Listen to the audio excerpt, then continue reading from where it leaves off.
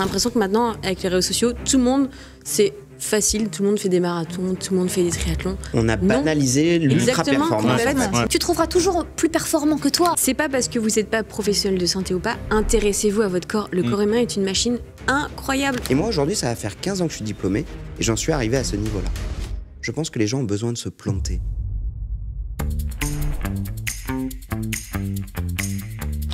Bonjour à toutes et à tous, moi c'est Mamad et bienvenue sur Ctrl-Z, le nouveau rendez-vous d'Aromazone. Pourquoi Ctrl-Z ? Parce que l'objectif c'est de revenir sur les idées reçues sur les réseaux sociaux, de les questionner, de les débunker et de les déconstruire. C'est un format qui s'inscrit pleinement dans les valeurs d'Aromazone parce que leur objectif c'est de transmettre des connaissances tout en permettant à chacun de prendre soin de soi. À chaque épisode, je serai accompagné par 3 invités, 2 personnalités qui vont venir nous apporter leurs témoignages et un expert qui va nous partager ses connaissances. Et parce que l'objectif de Ctrl-Z, c'est aussi d'être un espace de dialogue à répondre à toutes les questions que vous nous avez posées sur les réseaux sociaux.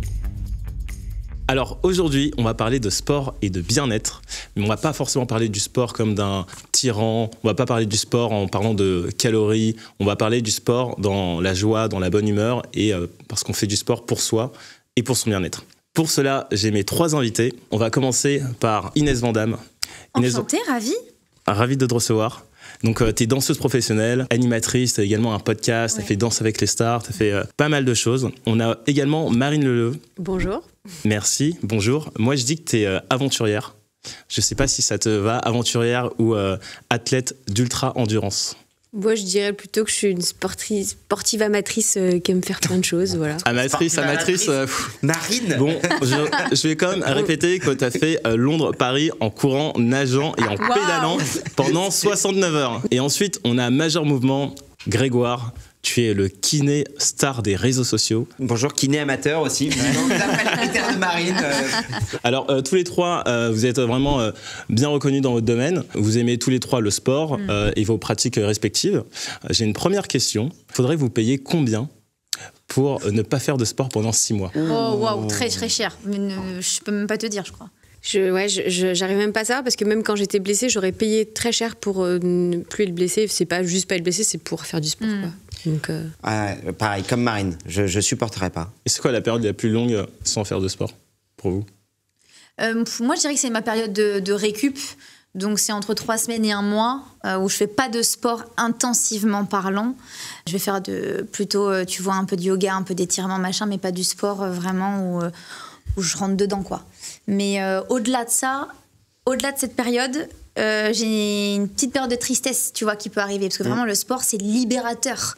On y reviendra, mais je fais pas du sport pour perdre du poids ou je fais pas du sport pour faire comme tout le monde parce que tout le monde fait du sport et on a l'impression que ça devient un peu obligatoire dans ta vie.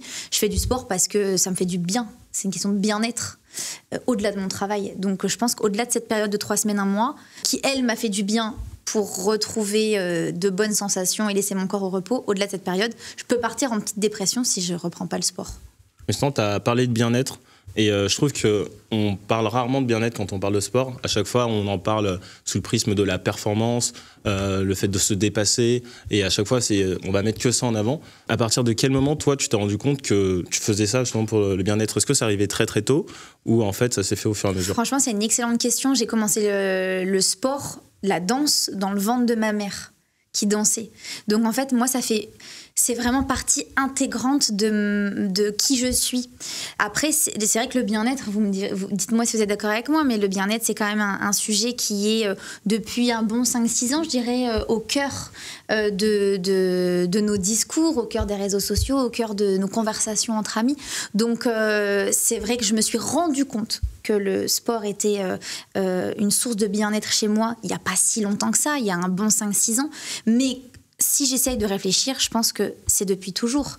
En fait, tu vois, c'est cette sensation de libération. Après, moi, je fais un sport artistique aussi, donc je pense que ça aide. Moi, j'ai envie de dire, quand on voit les marques de bronzage de Marine, il y a quelque chose d'artistique quand même dans le vélo. T'as raison, c'est beau, c'est beau. Moi, j'ai un parcours qui est un peu similaire du tien. J'ai fait du sport quasiment toute ma vie et je me rendais pas compte à quel point le sport était nécessaire à mon bien-être tant que j'ai pas été confronté à un arrêt qui correspond à peu près à la même période. J'ai eu mon 2e enfant et beaucoup de boulot. Et là, finalement, j'ai eu moins de temps pour m'entraîner. Et je me suis rendu compte que j'étais chiant, en fait. Vraiment, j'étais hyper irritable, j'avais du mal à m'endormir, mon reflet dans le miroir, pas tant par rapport à l'esthétique, juste, en fait, je me sentais mou dans mon corps. Et vraiment, je devenais chiant. Et jusqu'au point où je me dis, ah mais en fait, je suis moins chiant quand je fais du sport. Donc presque le bien-être des autres quand je fais du sport est aussi une composante. C'est-à-dire que je suis plus facile à vivre quand je fais du sport régulièrement. Mais on te l'a fait remarquer ou Oui, Ok. régulièrement. Oui. Maintenant, ma compagne me dit, là Grégoire, il est temps que tu ailles t'entraîner. Là, tu deviens chiant. C'est énorme. Et toi, Marine, ça a fait comment? Moi, je dirais qu'il y a une différence entre sport et activité physique. Je pense que les deux sont différentes. Il y a le fait aussi de faire du sport et le fait de s'entraîner. Et je pense que c'est deux choses qui sont différentes et qui sont à prendre en compte. Je ne sais pas si vous voyez Si, aussi ça. Bien sûr, complètement. Et je trouve que tout le monde peut faire une activité physique. Tout le monde, et pour tout le monde, c'est hyper important. Pour tout le monde, c'est un bien-être hyper important de bouger, de s'aérer. Enfin voilà, en fait... Maintenant, on pense trop au sport, les trucs extrêmes, machin, tout ça, des marathons. On a l'impression que maintenant, avec les réseaux sociaux, tout le monde, c'est facile, tout le monde fait des marathons, tout le monde fait des triathlons. On a banalisé l'ultra-performance. Exactement, en fait. non, pas du tout. Et c'est pour ça que moi, à côté de ce que je fais, je suis coach sportive.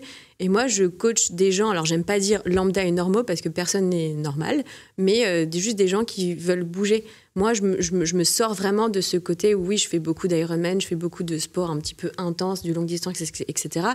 Mais pour moi, c'est hyper important. Le sport, quelqu'un juste qui fait 2 fois 30 minutes, déjà d'activité physique dans la semaine, c'est déjà juste trop bien. Maintenant, on est tous... T'as combien d'heures par semaine et tout ça. C'est terrible, ça. Et c'est hyper culpabilisant. Et je sais que je suis la première à faire culpabiliser les gens avec mes réseaux sociaux, et j'en suis consciente. Mais moi aussi, ça m'arrive.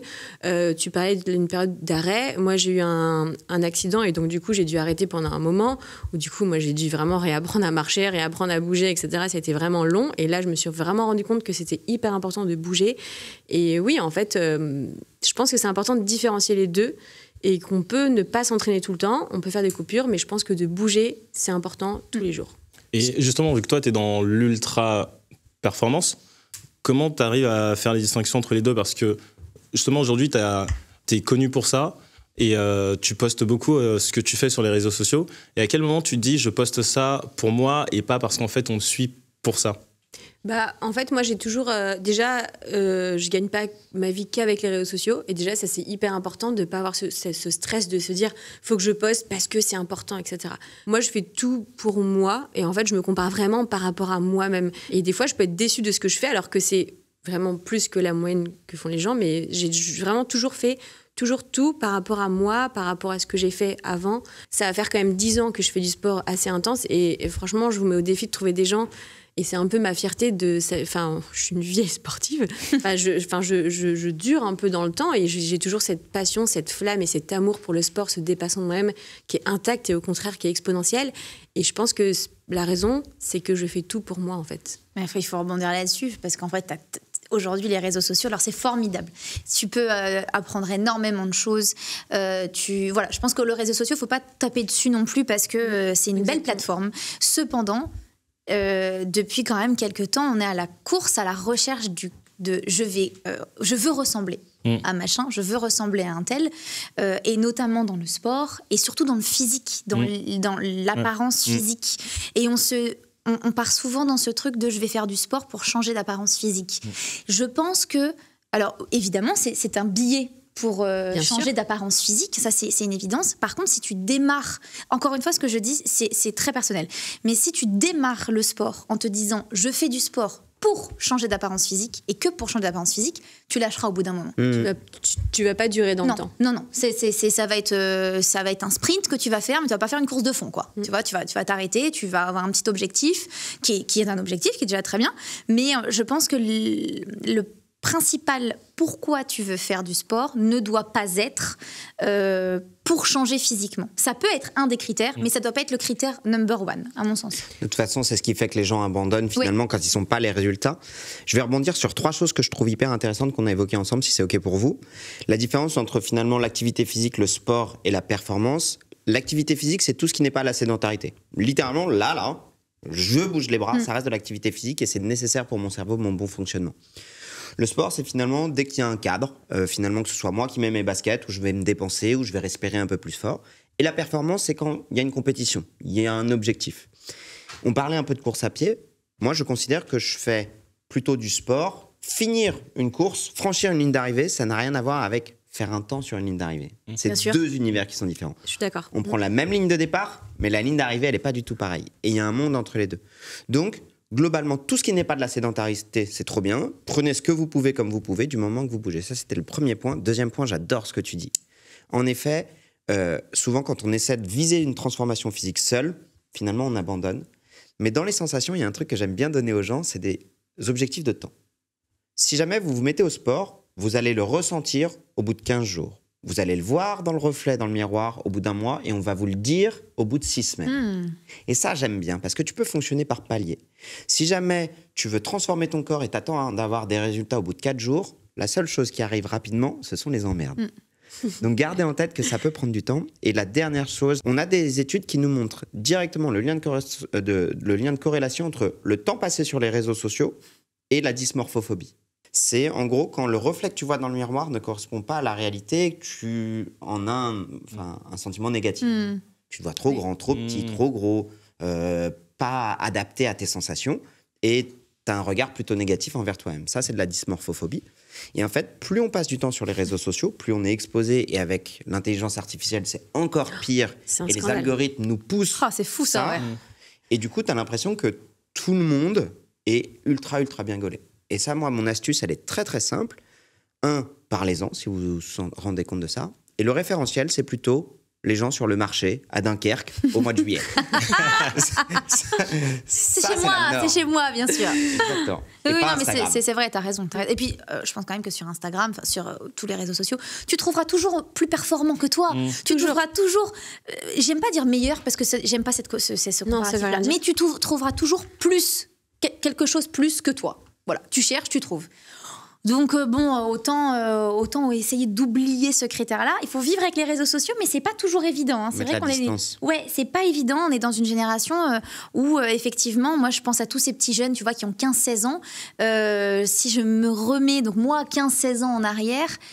Bah, pas évident, quoi, parce que tu as souvent tendance à vouloir te comparer à tes copines, à tes copains, et là, encore plus, à des gens que tu ne connais pas, ni d'Adam ni d'Ève, et à tous ceux qui nous écoutent, il y a beaucoup de retouches sur Ah là tous là. ces Beaucoup. réseaux sociaux. Ah là là. Même Voilà. au moment où vous regardez, nous sommes retouchés. C'est pas Marine Le Voilà. Pen ici, c'est un hologramme. Donc ne vous comparez pas, ça ne sert à rien. Et on est toujours perdant, en fait. À ce Bien moment-là. sûr. Toujours. bien Mais sûr. c'est pour ça. Et, Après, c'est et- humain aussi. et c'est faut humain, pas oublier. exactement. Et c'est pas facile. Quand je dis toujours, moi, je me compare toujours à moi-même. Et c'est pas facile. Hein. De toute façon, on trouvera toujours, voilà, comme tu disais, Oui. toujours plus fort, toujours moins, etc. Moi, quand on parlait un peu à l'escalade, quand tu disais ce que j'ai fait, etc. Oui, moi, j'ai traversé la Manche, mais il y en a, ils ont fait aller-retour, aller-retour. Donc, tu pourras toujours trouver Bien plus. sûr. En fait, voilà, c'est qu'en fait, au bout d'un moment, bien sûr. voilà quoi. Donc, en fait, à chaque niveau, en fait, mets-toi des paliers, et pour en venir à ce qu'on disait, tu peux peut-être te mettre au sport parce que tu as envie de perdre du poids, mais après, tes objectifs peuvent changer et tu peux construire toi-même ta propre Bien route sûr. et ton propre pourquoi. Ça peut être, ok, je me suis mise au sport pour perdre du poids et pour me sentir mieux dans mon corps, mais en fait, au final, j'ai fait un peu du chemin pour faire une première course, pour être fière de moi, pour être en Rencontrer bonne du monde. santé, etc. Et prendre du plaisir. Exactement. Moi, j'aime ce que tu disais tout à l'heure entre la différence entre sport et performance. Tu vois, moi, quand je fais des courses et que je démarre, justement, je suis à cette ligne de départ, je n'ai aucun objectif de temps. Je le dis en toute honnêteté, en toute franchise, je m'en carre du temps que je vais mettre Et merci. pour faire mon 10K. Vraiment. C'est-à-dire que, alors, tu t'envisages quoi, 50 minutes, 53, 1 heure? Je réponds, bah, je vais passer c'est ma ligne vraiment- et je vais kiffer. Parce qu'en fait, je suis en performance tout le temps dans mon travail, dans mon métier de danseuse. Donc en fait, mon envie dans le sport que je ne fais pas dans la danse, donc c'est beaucoup de courses, c'est juste de m'évader, de ne penser à rien à part « oh, je suis en train de kiffer mon moment ». Je kiffe ma course. Je regarde même pas ma montre. Je mets une montre pour dire d'avoir un chrono, histoire de... Mais vraiment, je dis en toute franchise, je m'en fous. Et très souvent, quand je passe cette ligne d'arrivée, tu vois, alors t'as fait combien? Ouais. Et j'ai envie de répondre, Ouais. mais qu'est-ce que ça peut te faire? Ouais, Moi, non, mais- moi, je m'en fous. Moi, Mais je combien vais- j'ai fait? Mais je trouve que c'est super. Et moi, souvent, on me demande c'est quoi ton meilleur temps au marathon. Et même moi, je vous promets que je suis à peu près. Et si vous regardez tous mes posts Instagram, à aucun moment, je dis le temps que j'ai fait. Super, ouais. Et tu vois, moi, quand je regarde ton contenu, Tu peux chercher, Marine, tu peux le trouver, mais jamais je dis. Même quand j'ai fait un record, je dis pas. ce que j'aime le plus dans ton contenu, alors je suis désolé de te dire ça, hein, c'est quand tu postes tes craquages. Ouais, Tu vois, non, mais quand on vraiment. a plein le cul et que tu te mets à pleurer au bord de la route, et vraiment merci de le publier parce que je me dis, cool, si elle a ça, alors j'ai le droit de l'avoir. Ouais. Et je vais finir sur une petite anecdote perso. Le premier marathon que j'ai couru, je me rappelle pas du temps Par contre, je me rappelle qu'au 30e kilomètre, j'avais mes 2 enfants qui m'attendaient. Et là, je courais avec un de mes potes et il m'a dit un truc qui était tellement puissant. J'étais en train de courir et il m'a dit prends le temps. Et je me suis posé, j'ai pris mes 2 enfants dans les bras. C'était tellement d'émotions et je suis reparti. Et tu vois, je garde ça 1000 fois plus. Et eux s'en rappellent alors qu'ils étaient petits, beaucoup plus que le temps final. Bien sûr. C'est beau. Bien sûr. Incroyable. Et du coup, on parle beaucoup des réseaux sociaux, des tendances, etc. Est-ce qu'il y a des tendances que vous avez vues et qui sont, selon vous, un peu à bannir? Je pense par exemple tout ce qui est Miracle Morning ou dans ce style-là. Je vais rebondir sur Miracle Morning parce que moi, je l'ai fait et j'ai adoré. Donc, d'accord. trop Okay. intéressant. Mais là, je tu as l'ai arrêté fait, là. Alors, parce qu'en fait, j'en ressens plus le besoin aujourd'hui parce que j'ai trouvé mon équilibre. D'accord. Alors, attention, moi, je pars du principe où Miracle Morning, c'est pas forcément me lever à 6 heures. Si mon réveil était à 10, ce qui n'arrive jamais, mais si le réveil de quelqu'un est à 10, il peut être à 9. En fait, je te dis pas, si ton réveil est à 10, lève-toi à 5. Ça, c'est ridicule. T'as 5 heures, c'est ridicule. Lève-toi 1 heure avant l'heure de ton réveil. Il faut quand même penser aux gens qui travaillent de nuit ou des gens, tu vois, qui rentrent tard. Moi, si je rentre tard d'un prime de Danse avec les stars, ne crois pas que le lendemain, je me réveille à 6 heures pour Miracle Morning, mais 1 heure avant mon réveil. Okay. Donc, et moi, j'ai adoré. Pour le coup, j'ai adoré parce que après, j'ai démarré ma journée vraiment en ayant eu une première petite vie avant et je faisais 10 minutes de plein de petites choses, 10 minutes à répondre à mes mails, 10 minutes de méditation, 10 minutes d'écriture, 10 minutes de sport, enfin 10 minutes de mise en jambe, on va dire. Et ça, pour le coup, moi, ça m'a plu. Tout dépend comment tu le fais et encore une fois, avec la régularité que tu y mets. Et si tu veux aller trop vite d'un coup, il y a aussi ça. Pour ça. Peut-être qu'il y a ça aussi. Moi, tu je l'ai vois, foiré cette sorte de parce que performance. au moment où j'ai essayé de la mettre en place, j'étais crevé et ça a rogné sur mon temps de sommeil. Je faisais pas la répondre à mes mails parce que j'arrive pas à le faire en 10 minutes et ça me met dans une mauvaise énergie. Mais j'essayais de faire méditation, respiration, lecture. J'ai tenu 3 jours. Ok. Et après, j'étais crevé. Non, mais je pense qu'encore une fois, attention, Ça dépend tout des ne gens. va pas à tout le monde, c'est sûr. Et c'est ok de ne pas aimer quelque chose et que quelqu'un d'autre apprécie et y arrive. Encore une fois, il y a toute cette histoire de comparaison. Ne vous comparez pas à quelqu'un. C'est pas parce que un A a réussi que B doit forcément y arriver. Et heureusement, parce que sinon, ça serait chiant ce monde. Je crois que tout le monde aimait les mêmes choses. Exactement, ce serait chiant. Moi, je crois que ce qui pose problème, c'est que finalement, sur les réseaux sociaux, notamment sur Instagram, tout devient un miroir grossissant. C'est-à-dire que la Miracle Morning, qui est censée juste te donner quelques ondes pour pouvoir méditer, respirer, prendre le temps de bouffer, ça devient le truc où tu te réveilles à 2h30 du matin, où tu vas te faire 40 bornes, où tu vas lire tout un bouquin et où tu vas faire une conférence à 40 personnes. Il est 7h et tu dis, ah, ça y est, je suis prêt à attaquer ma journée. Non, c'est pas vrai. Donc en fait, il y a un miroir grossissant sur les réseaux sociaux qui fait que si c'est pas extrême, ça va pas plaire, ça va pas choquer. Et si jamais tu dis la réalité, moi j'ai essayé, c'était bien, j'ai adapté à ma sauce, ça sera pas poussé. En fait, malheureusement, les réseaux sociaux sont faits où tout ce qui est clivant va être entendu et l'immense ventre mou qui nous compose dans notre vraie vie, les 99,9% des gens, on le voit pas trop. Non, t'as raison. Je voulais aussi parler justement on en a rapidement évoqué, mais tout ce qui est surperformance, etc. Il y a pas mal de nouvelles tendances, les trails, l'Irox, etc. Est-ce que c'est justement quelque chose que vous voyez dans votre quotidien, toi, typiquement dans ton cabinet? Est-ce que tu as des gens qui sont à la recherche de la surperformance et qui, à cause de ça, justement, ont des problèmes, mais refusent de les voir? Oui, oui et oui. Alors, relativement peu... Bon, fin de l'interview, merci. Merci. Relativement peu dans l'Irox. C'est une discipline qui est assez nouvelle, mais beaucoup plus... J'ai le droit de le dire ou pas? En effet, alors, en plus, vous êtes des parfaites représentantes. Je vais vous donner le top 5 des sportifs qui se blessent, qui se surblessent et qui mettent des œillères, des boules qui ess et qui refusent d'entendre quand on leur dit de ralentir. En 5, les rugbyman, les footballeurs, les crossfitters, les trailers, et en numéro 1, ceux qui refusent d'écouter leur corps qui ne s'arrête jamais, c'est les danseurs et les danseuses. Ça, je l'avais pas. Tu m'avais regardé, mais je ne comprenais pas. On a gagné. C'est les pires. Est-ce que tu peux nous dire pourquoi? Presque, j'ai envie de te dire, on aime évoluer dans la douleur. Parce que ça prend tout le corps. Être danseur, c'est du petit doigt au chaque petit instant. orteil. Tout à fait. C'est un mélange à la fois de contrôle et de lâcher prise. Exactement. Au moment où je t'écoute, je crois qu'il y a quand même une autre catégorie encore pire, c'est ceux qui ne viennent même plus consulter. Donc c'est-à-dire que là, on les découvre directement quand c'est 15 ans plus tard. C'est les gymnastes. C'est-à-dire que les gymnastes, ils ont le même que la danse, mais ils ont arrêté. Parce que là, ils ne pouvaient plus. Donc les gymnastes, ils vont te dire... Moi, j'en ai eu une collègue, une kiné, qui me dit qu'elle a fait de la gym, en effet, à haut niveau. Et elle me dit qu'elle a mal au dos. Je lui demande depuis combien de temps. Elle me dit depuis 22 ans. Qu'est-ce qui s'est passé? J'ai eu une fracture et puis j'ai dû faire une compétition le lendemain. Ouais. Et on m'a dit d'arrêter de pleurer parce qu'il fallait que je sourie. Mais j'ai dansé avec des orteils cassés, j'ai dansé avec j'ai enlevé ma minerve pour aller danser parce que tu dois honorer tes contrats parce que c'est des cas extrêmes, mais dans les grands signes, globalement, notre corps est capable de tolérer de l'inconfort. Et c'est comme ça qu'on fait la différence entre les sportifs de très haut niveau et les sportifs, je dirais amateurs ou plus débutants.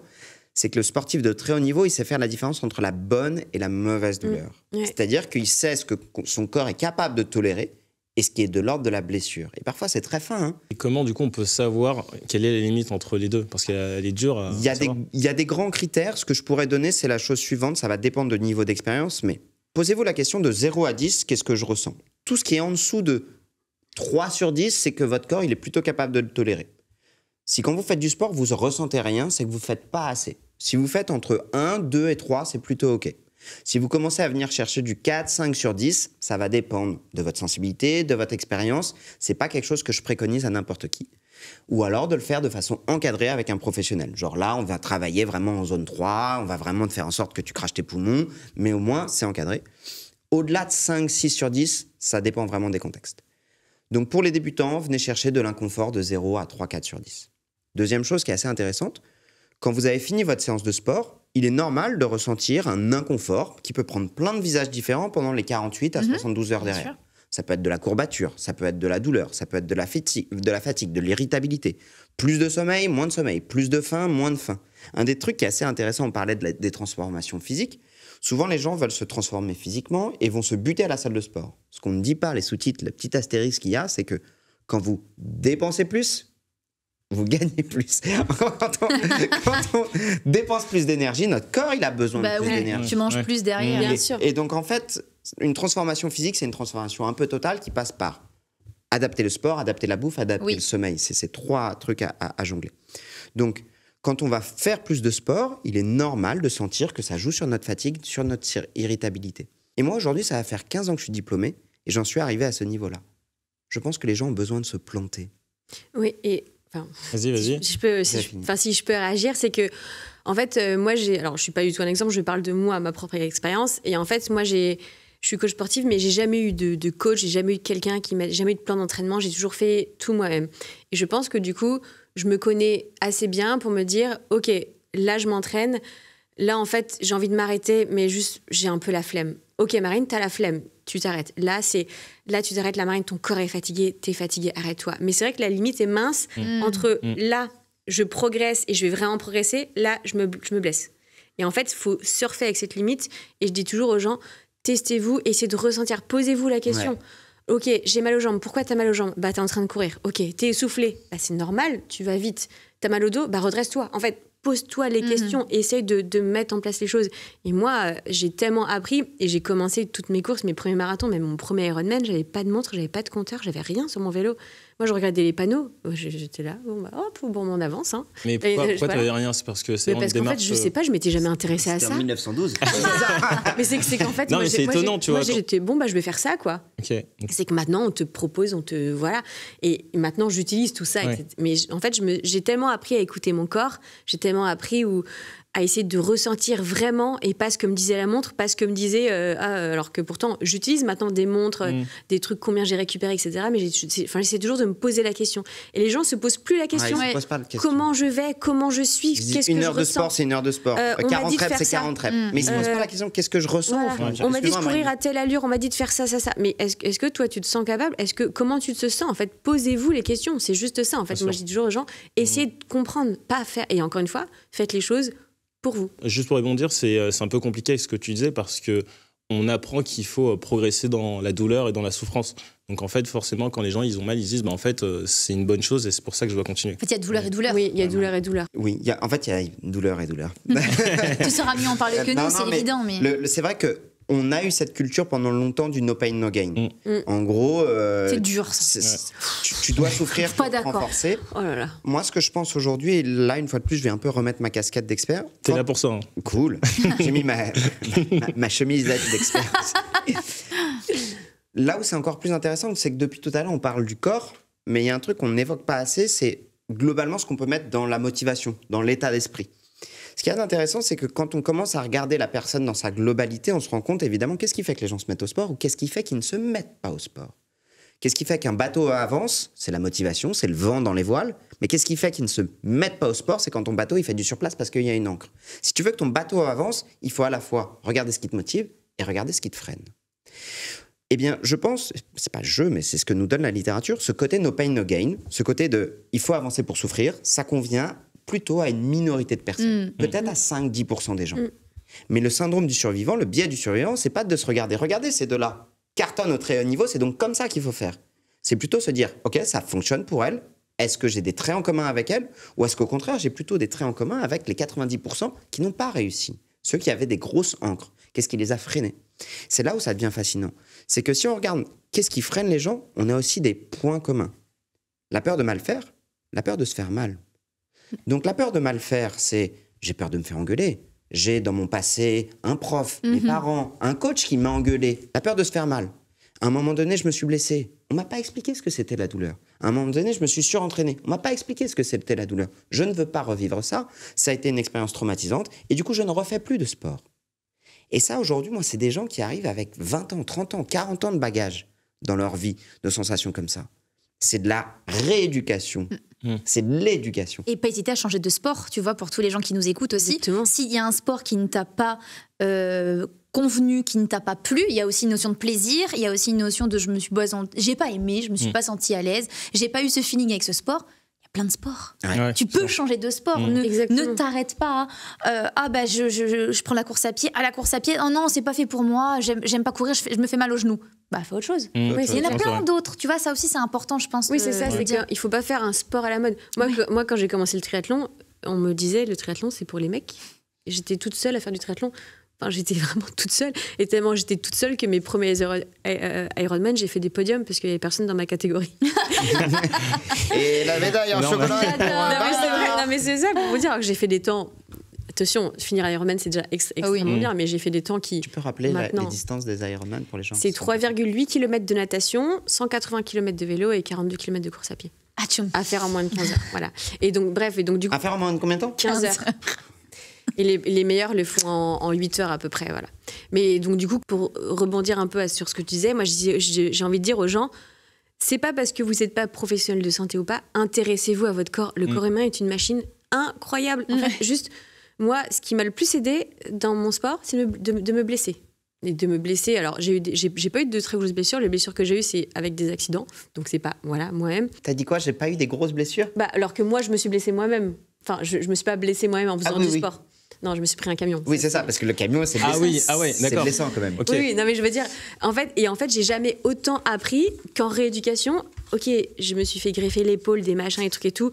Ok, comment c'est le truc, j'avais même envie qu'on filme mon opération, j'ai eu une jambe greffée, enfin bref, j'ai des trucs compliqués, j'ai réappris à marcher, ok, comment je peux réapprendre le nerf qui repousse, le machin, et j'ai tellement appris, alors les gens vont dire oui c'est normal, t'es dans le sport, bah non en fait, intéressez-vous à votre corps. Et prenez un camion dans les dents, regardez comment va t'as eu des expériences extrêmes là quand même. Sans forcément, mais c'est juste en fait, si vous vous mettez à courir, vous avez mal au genou.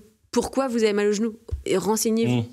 Enfin, sans être professionnel. Alors que la plupart des gens vont se dire qu'est-ce que je dois faire quand j'ai mal aux genoux. Voilà, de mieux comprendre les choses. En fait, vous allez mieux guérir, vous allez mieux avancer. C'est vraiment ça, j'ai envie de dire aux gens, intéressez-vous à ça. C'est hyper important.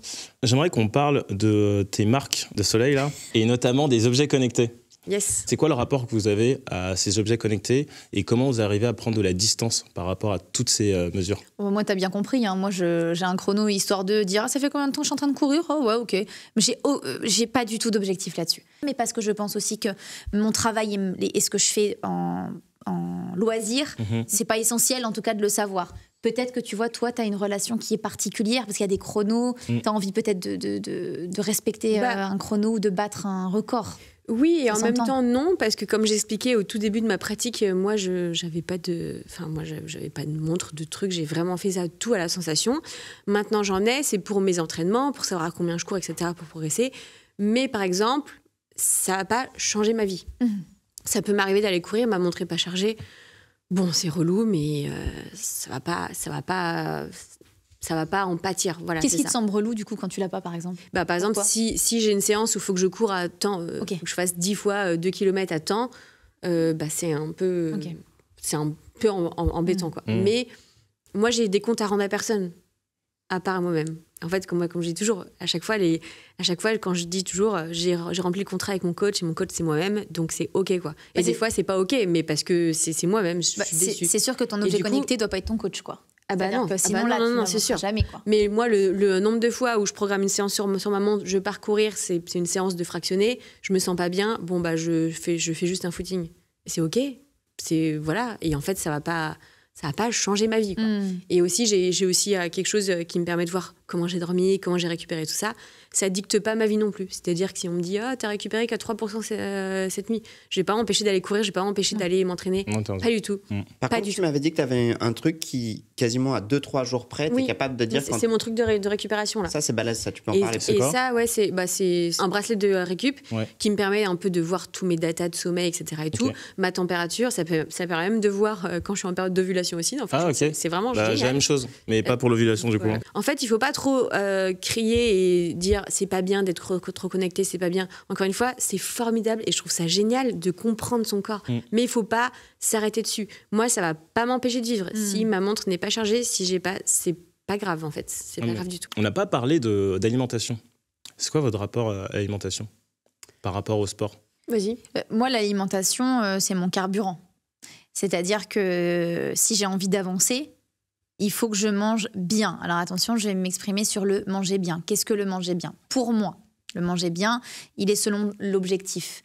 Si tu as envie de prendre en masse, si tu as envie de perdre du poids, si tu as envie de tout simplement avoir une performance physique dans un domaine, ton objectif ne sera pas le même. Moi, aujourd'hui, en tant que danseuse, si je mange n'importe quoi avant d'aller sur scène, je ne vais pas, et c'est vrai ce que je vais te dire, je ne vais pas aussi bien danser que si j'avais mangé un repas moins calorique. Je suis la première à aimer les fast-foods.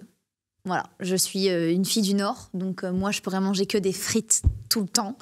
Sauf que pour le bien-être de mon sport, de mon art, je ne peux pas le faire. Donc moi, l'alimentation, c'est hyper important pour moi. C'est vraiment mon bon carburant en fait. C'est comme si dans une voiture, tu te trompes, tu mets du diesel au lieu du samplon.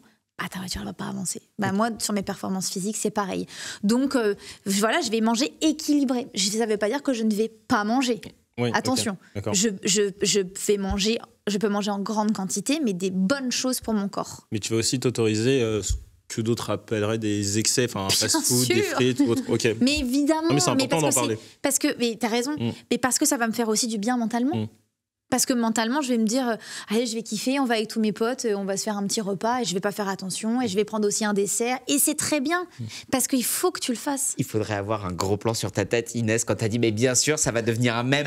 Quand on te repropose des frites, mais bien sûr. Mais je ne fais que ça. Ton visage, il a fait comme ça. Mais en fait, c'est-à-dire que j'aime la nourriture profondément. Ça se sent pas. Ça se sent là. Autant que la danse. Et je crois qu'on a vachement ce critère aussi. Tu vois, des danseurs, dans notre tête, on se dit, ah là là, les danseurs, ça mange pas. Ouais, un danseur, ça mange pas. Ouais, mais pourtant, vous entraînez 6-8 heures par jour. Donc, on rejoint ce que tu as dit tout à l'heure. Si tu t'entraînes beaucoup, tu vas aussi manger plus. La nourriture est importante. La nourriture, c'est important, c'est ton carburant en fait. C'est primordial même, je dirais. Et Marine, toi, c'est quoi ton rapport à la nourriture? Moi, justement, je suis passée dans une sombre phase de ma vie de troubles alimentaires. Mais pareil, j'ai fait mes expériences, du coup. Non, moi, j'ai eu un gros passif de troubles alimentaires avec hospitalisation, etc. C'est vraiment une maladie. Et j'ai un peu du mal à prendre la parole dessus parce que je pense que moi, j'ai fait du coup beaucoup d'anorexie plus jeune et en fait, je pense que ça me suivra un peu toute ma vie, même si attention, maintenant, j'adore manger, j'adore les gâteaux. Je suis pas très frite, moi, mais un bon gâteau, là, moi, je suis fromage. Le fromage. Moi, sucré déjà. Non, mais même sur mon vélo, moi, je mange du comté sur mon vélo. C'est génial. Voilà, pardon. Mais donc, bref, du coup, j'ai un peu Arrête de rigoler. En plus, je prends du comté affiné 24 mois. C'est trop bien, avec du ketchup un peu. Mais voilà, bref, c'est mes petits ah ouais, trucs. Okay, bon. Mais donc... C'est bien d'entendre ça, c'est bien d'entendre que des sportives... Voilà, c'est que moi, j'ai... Mais c'est OK. J'ai vraiment eu... C'est pas bon, en fait. C'est juste, c'est pas bon. Mais c'est juste pas bon. Ketchup sur le comté. Mais oui. Bien sûr, quand t'es jeune, tu fais pas des pâtes avec de la mayo. On adore tout ça, c'est OK de temps en temps. Mais techniquement, imagine-toi avec ton vélo, tu le transportes comment ton ketchup? Je prends une petite faritas, je mets du comté, du ketchup et je le roule. J'adore Et cette tu anecdote. prépares ça? Je sors de l'eau après sur mon Ironman et je mange ça. C'est trop bien, tout le monde se dit ah non, ça va être des graines de chia, des je trucs vous de machin. promets que Non, t'as mais c'est le très droit. bien que tu très fasses ça. bien. C'est très Moi, bien. juste Bravo, bravo. techniquement, je Juste, pense que, moi je trouve que c'est pas Bah, bon, mais c'est très bon. Tu sais où je le mets? Dans la brassière, Là. c'est génial. Donc on a l'impression sur mes courses que je fais du 95, je sais pas quoi, parce que je mets tout dans la brassière. Donc j'ai tous mes gels, toute ma bouffe, toutes mes J'adore. bananes là, entre les seins, c'est voilà. Mais donc du coup, j'ai du mal à parler un peu de ça parce que toute ma vie j'aurais un peu ce truc, un peu quand je suis un peu pas très bien et tout, ça revient et je suis honnête. Tu vois, je suis hyper honnête de dire qu'il y a encore des moments où c'est un peu touchy, mais avec la pratique que je fais, avec le sport que je fais, moi aussi je mange énormément parce que je me dépense énormément et j'ai vraiment compris que la nourriture c'est un carburant et sans nourriture tu peux et pas t'entraîner et pas performer parce que moi à un moment je m'entraînais beaucoup, je mangeais juste à la limite voilà, mais en fait tu peux pas performer, tu peux pas progresser. Bien sûr. Et il faut penser à ça. Si tu as envie de progresser, il faut manger. Et il faut manger des bons aliments. Bien sûr. Alors là, je parlais un peu de ketchup pour rigoler, etc. Mais oui, il faut quand même manger des bons aliments. Voilà, il faut apporter du bon carburant à ton corps, mais tu peux aussi te faire plaisir. Et c'est hyper dois te important. faire plaisir. Et le bien-être aussi mental. Ouais. Moi, j'ai ce truc de... Enfin, je me fais chier, désolé pour les termes, à des fois à m'entraîner, etc. Si je peux pas me réconforter un peu le cerveau avec des bonbons, des machins, des trucs, en fait, je suis pas professionnelle, c'est bon, quoi. Et même si t'es pro, t'as le droit. Hein. Mais Bien sûr. Pour reclarifier quand même le truc, ce que fait Marine, c'est très bien. Le comté et le ketchup, c'est top. Et les bonbons, c'est top. Ce que je veux dire par là, c'est en effet, je discutais sur l'aspect technique. Justement, pour revenir sur l'orthorexie, c'est justement de se dire que globalement, tous les aliments sont bons. Il y en a qui sont un peu meilleurs que d'autres, mais qu'il ne faut pas diaboliser tous les aliments ou au contraire se dire que ceux-là sont excellents. Notre alimentation, elle est faite pour être diversifiée. Idéalement, c'est vrai que c'est mieux si on a des produits qui sont plutôt issus de circuits courts, avec moins de transformation, mais on a quand même le droit de manger des barres chocolatées parce que ça nous fait du bien au moral, ou parce qu'à ce moment-là, c'est ce qu'on a sous la main. Et en fait, je crois que la meilleure alimentation bien-être, c'est celle où ça ne devient plus un sujet. Exactement. C'est celle où tu arrives à l'équilibre de te dire j'écoute mon corps, je me sens bien dans mon corps, je gère bien mon énergie. Quand on me propose une assiette, j'arrive à allier le plaisir d'une assiette, ce qui compose mon assiette, et quels sont mes besoins. Et en fait, c'est ça l'étape ultime de l'alimentation, c'est en gros quand ça n'est plus un sujet. L'équilibre, tu l'as dit. Tout est une question d'équilibre. Et tout excès est négatif. Ouais. Exactement. On n'a pas trop parlé de repos au final, parce qu'on parle de sport, de surperformance, etc. Sauf que personne parle du repos, on n'en parle pas sur les réseaux. Comment justement on fait pour bien se reposer? Est-ce que Marine, tu peux commencer, notamment toi qui fais des performances ultra sportives, comment tu intègres le repos là-dedans? Déjà, moi, je dis que le repos, ça fait partie de l'entraînement. Et ça, il faut que les gens l'entendent. Qu'en fait, se reposer, ça fait partie de l'entraînement. Et quand on se repose, on fait pas rien, on récupère. Et ça, c'est hyper important. Les gens récupèrent pas assez, se reposent pas assez, etc. Moi, ce que j'essaie de faire quand je suis en grosse période d'entraînement, comme un petit peu en ce moment, rien que la petite chose, mais c'est des tout petits détails. Je fais une sortie de course à pied, c'est souvent les week-ends, et juste après, des copines ont prévu un brunch et tout ça, j'y vais pas, parce que je sais que je vais finir de courir, je vais prendre ma douche, le temps d'y aller, il va se passer 2 heures, et là, la fenêtre, c'est fini. Je préfère rentrer chez moi, manger mon bon truc, mon bon repas, tranquille, me poser, me reposer, assimiler, et sortir le soir. C'est des tout petits détails, mais qui font la différence. Donc j'essaie de bien dormir. Quand je peux, je fais des siestes. J'utilise tout ce qui est chaussettes de récup, etc. et tout. Après, il y a tous les trucs, les bottes de récup, etc. Mais juste, en fait, quand les gens veulent acheter tout ce qui est choses qui permettent de récupérer des machines, etc., juste dormez et mangez bien. Déjà, Le sommeil et la c'est bouffe, bien c'est important. Et boire. 90%. Ouais, c'est De ça. l'eau. De l'eau, ouais. boire. Ils veulent vraiment se dire, alors je vais acheter ça qui va m'aider à faire ça, telle machine, tel truc. Non, juste mange bien et juste mange bien juste après dans les bonnes fenêtres, dans les bonnes heures, etc. Dors, récupère, pose-toi. C'est quoi les et ce bonnes sera bien. fenêtres pour toi? Ça dépend des sports et ça dépend ce que tu as fait. En fait, je trouve ça, c'est mon avis, c'est pas très intelligent d'aller courir 3 heures déjà à jeun et de pas manger 2 heures après. Tu puises à fond. Alors les gens vont dire oui, mais tu puises dans le gras, etc. et tout. Mais tu récupères pas bien et donc après le lendemain, tu peux pas te réentraîner. Moi, je sais que quand je fais des gros entraînements, je mange, mais c'est pas pour là, c'est pour même mieux récupérer après. Je vais vous donner 2 fun facts hyper intéressants sur le repos. 3 fun facts même si vous voulez bien. Le premier pour moi, c'est ce qui différencie les sportifs professionnels des sportifs amateurs. C'est pas l'aspect financier, c'est le temps qu'ils ont à accorder à leur temps de repos. En fait, un sportif professionnel, comme il a un équilibre économique qui tient grâce à sa pratique, il va avoir du temps pour récupérer. Là où un sportif amateur, il va devoir s'entraîner en plus de son job, des enfants et ainsi de suite, ce qui fait qu'il n'a pas le même temps pour se reposer. Ça fait une énorme différence. Deuxième fun fact, les sportifs professionnels dorment en moyenne entre 9 et 10 heures par nuit. Troisième fun fact, ils ont le temps de faire une power nap. Ça, c'est méga efficace, c'est un quart d'heure. Moi, j'aime beaucoup la faire après le déjeuner. Quatrième fun fact, on a perdu 90 minutes de sommeil entre les années 60 et aujourd'hui. Cinquième fun fact qui est mon préféré. Le déficit de sommeil ouvre la porte au brouillard mental, à la perte de mémoire, à la perte d'attention, à l'irritabilité, à l'augmentation de la douleur chronique, à la perte de plaisir, à la perte de sens et la perte de mémoire. Je l'ai déjà dit ? Ouais, je te dis, ouais. C'était une blague ? Ok, ça marche. Et à la perte du sens de l'humour, visiblement. Vous êtes tous en déficit de sommeil. Et donc, quand on a tout ça, quand on cumule tout ça, on comprend que quelqu'un qui voudrait se remettre en changement, mais qui oublie ce composant principal qui est le repos, en fait, ça ne tiendra pas dans le temps. Donc oui, et une fois de plus, oui, probablement le meilleur élément, si jamais vous voulez regagner de l'élan dans votre vie, c'est d'essayer de dormir un peu plus et un peu mieux. Il y a plein d'astuces pour pouvoir mieux dormir, mais je crois que celle que je préfère, si je dois vous en donner qu'une, c'est à partir du moment où vous sentez des signes de sommeil, regardez l'heure qu'il est. Ça, c'est l'heure à laquelle votre corps vous demande d'aller vous coucher. Admettons, il est 21h30. Ça veut dire que demain, vous saurez qu'à 21h32, on a des cycles de sommeil qui sont très précis, qui sont de l'ordre de 14 minutes, je crois. Votre corps va vous demander de se coucher à peu près à la même heure. Donc faites en sorte, le lendemain, de vous dire « Ok, mes dents sont brossées, les enfants sont couchés, le lave-vaisselle est rempli, et j'ai plus de lumière, et à 21h12, je suis dans mon lit avec un bouquin. » Et là, quand le train du sommeil va vous rentrer dans la gueule, comme un train qui est à la gare, vous allez monter dedans. Ça va vous permettre, si jamais vous arrivez à faire ça 2 à 3 nuits d'affilée, de récupérer une dette de sommeil qui peut parfois être installée depuis un moment. Évidemment, ne me faites pas dire ce que j'ai pas dit, il y a plein de cas particuliers, il y a des vraies problématiques de sommeil, mais je parle de sensations que j'ai évoquées un peu au départ et de sensations de dette de sommeil qui ne seraient pas en lien avec une pathologie. D'accord ? On parle de monsieur et madame tout le monde qui n'a pas de problématique. Là, on parle du repos, donc une nuit de repos, mais si on parle du repos après des grosses performances physiques aussi, moi je voudrais dire un truc, j'ai jamais été aussi performante qu'à la reprise. C'est très bénéfique pour moi de m'arrêter une semaine. Après des mois d'entraînement, m'arrêter une semaine. Tu vois, juste avant l'arrêt, je vais buter sur des pas, je vais buter sur un nombre de tours, je vais vraiment buter physiquement. Je sens que mon corps n'est pas capable. Je vais m'arrêter une semaine, je reviens, je suis une machine de guerre. Mais au premier entraînement. Et là, je me dis, mais attends, je comprends pas. La semaine dernière, je me suis butée pendant 3 semaines à essayer d'y arriver.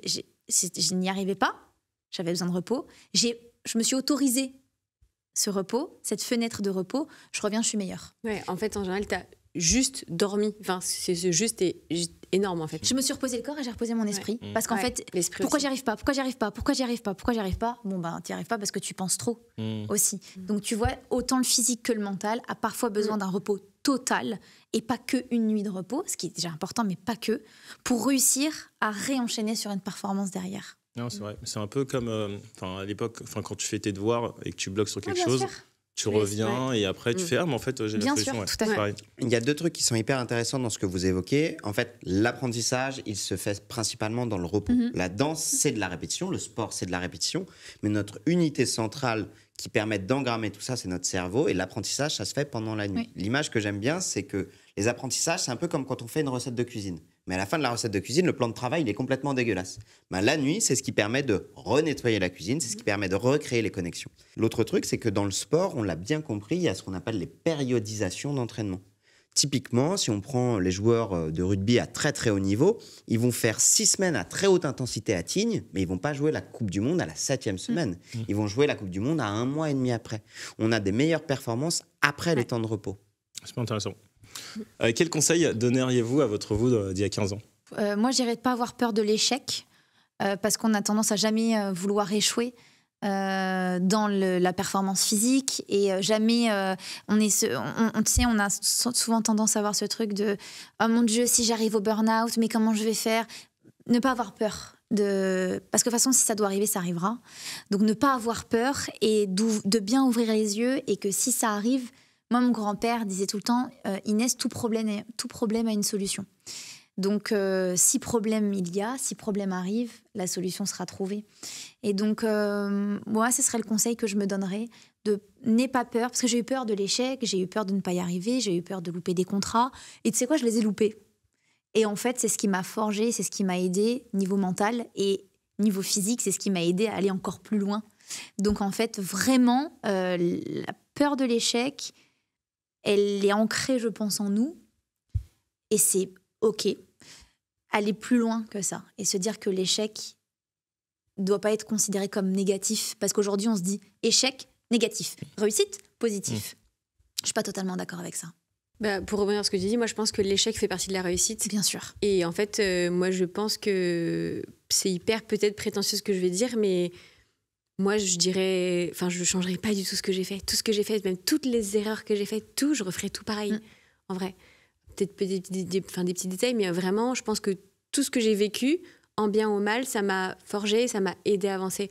Donc je pense que je dirais à cette Marinette d'il y a 15 ans, accroche-toi meuf, ça va être dur, mais tu vas te construire les armes pour avancer. Et si c'était facile, en fait, ça se saurait. Tout le monde le ferait, en fait, c'est ça. Et c'est ce que je disais, s'il y a un problème, il y a une solution, et s'il n'y a pas de solution, c'est qu'il n'y a pas de problème, en fait. C'est ça, et que oui, c'est dur, oui, la vie est compliquée, oui, il y a plein de choses qui sont difficiles, mais les solutions et les réponses à tes questions, c'est à toi de les trouver avec ton propre chemin, parce qu'on est tous différents. Et on ne peut pas se comparer en disant, alors, cette personne, elle a fait comme ça, donc il faut que je fasse comme ça. On peut s'en inspirer. Il ne faut pas copier. Voilà, je pense que c'est ça. Donc, je n'aurais pas forcément de conseils à donner, à part de... Meuf, j'ai envie de me prendre dans les bras et de dire, accroche-toi, c'est dur, mais tu vas le faire. La victoire sera que plus belle. Voilà. Et peut-être que dans 15 ans, je me dirais, oh, putain, franchement, je savais même pas ce que j'étais en train de vivre, mais comme quoi, on avance toujours. Toujours. Grégoire, le mot de la fin. J'aime beaucoup aimer vos deux réponses et je vais aller un peu dans le même sens. Moi, il y a 15 ans, j'ai 23 ans, je viens d'avoir mon diplôme de kiné et je quitte tout ce que j'ai construit. Et depuis, je crois que j'ai rechangé 3 fois de vie. Et j'aurais aimé qu'on me dise ça. Tu as le droit de changer de vie, de garder ce qu'il y a de meilleur, l'amour, certains proches, ce que tu as appris, et de recommencer. Et je ne crois pas dans le modèle unique, de se dire à 23 ans, ça y est, tu as ta vie et c'est fini, c'est une voie à 3C. C'est pas vrai. Il va y avoir des trucs qui vont t'obliger à changer. Et parfois, ça va être des passions, parfois, ça va être des déceptions. Mais je crois que j'aurais aimé qu'on me dise ça. Tu vas avoir plusieurs vies dans une seule. Et c'est OK. Bah écoutez, merci beaucoup pour ce moment d'échange. On a appris Merci plein à de toi, trucs. c'était super. C'était trop bien. Et du coup, on se retrouve au prochain épisode pour Contrôle Z. On va parler de plein d'autres sujets, ça va être la santé mentale, d'autres thématiques. Donc à très vite.